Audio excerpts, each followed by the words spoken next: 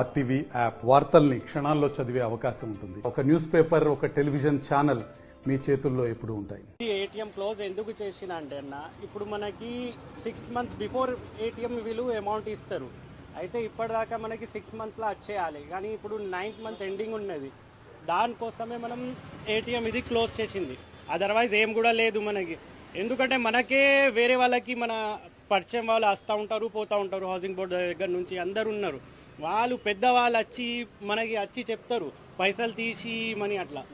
ఏమున్నది అంటే వాళ్ళు కూడా వస్తే మనకి మంచిగా కనిపిస్తలేదు. ఇప్పుడు మనం ఓపెన్ చేస్తే ఏమవుతుంది, రెంట్ రాదు.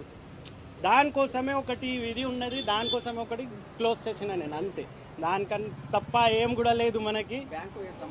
బ్యాంక్ సంబంధం లేదు, థర్డ్ పార్టీ వైజ్ కావచ్చు. ఇన్ఛార్జ్ కూడా దీనికి ఎవరు కూడా సరిగా ఉండలేరు. ఫోన్ చేస్తే కూడా రెస్పాన్స్ ఇయ్యరు. ఇవాళ అయిపోతుంది, రేపు అయిపోతుంది అంటారు. ఇప్పటిదాకా మీరు చూడండి, 8th month క్లోజింగ్ ఉన్నది. ఇప్పుడు 4 days అయిపోతే 8th month క్లోజ్ అయిపోతుంది. అయితే ఇప్పటిదాకా రాలేదు. దానికోసమే మనం లాక్ వేసింది.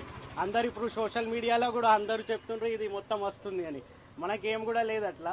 జస్ట్ ఇది ఉన్నది, మనకి రీజన్ ఉన్నది అని మనం వేసినామన్నా, అంతే. ఓకేనా, థ్యాంక్ యూ.